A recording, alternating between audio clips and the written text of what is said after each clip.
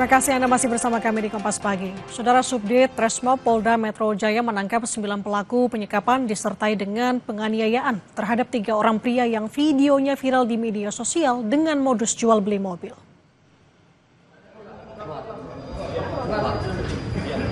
Keluar.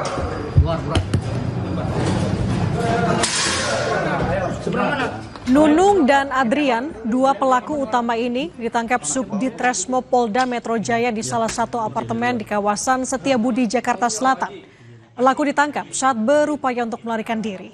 Dari penangkapan ini, saudara, polisi akhirnya menyelamatkan 3 korban yang disekap oleh para pelaku di sebuah rumah kontrakan di wilayah Pondok Aren, Tangerang Selatan, Banten. Petugas juga menangkap 3 pelaku yang bertugas mengawasi para korban. Dari penangkapan ini, polisi kembali menangkap 4 pelaku lainnya di sejumlah lokasi berbeda. Dan dari hasil pemeriksaan, kasus ini berawal dari transaksi jual beli mobil mewah antara pelaku Nunung dengan pelaku Adrian dengan uang muka sebesar 75 juta rupiah.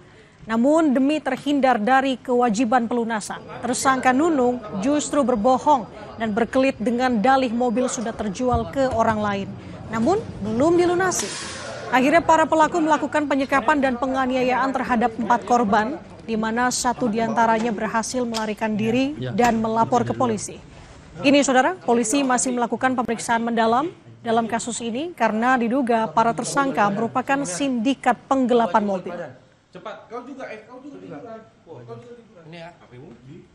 Kemudian hari Senin itu juga pada tanggal 13, seusai Ibu Desi membuat laporan polisi, kami dari Resmo Polda Metro Jaya langsung bergerak menuju TKP di daerah Pondok Aren, dan kami berhasil mengamankan 2 orang yang ada di rumah tersebut, yang kita duga sebagai pelaku. Kemudian kita lakukan pengembangan hingga akhirnya kita mendapatkan 9 orang pelaku